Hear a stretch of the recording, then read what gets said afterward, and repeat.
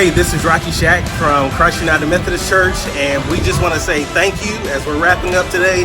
All of the water you can see is pretty much almost gone, and we just want to say, Mount Bethel, thank you so much for helping us, getting us in contact with Convoy of Hope, and just praying for Jackson. We've been through a lot. We've been through floodwaters. We've been through no water, and now we're just trying to rebuild this thing back up. So thank you so much for helping our church, helping our neighborhood, helping our state. Thank you.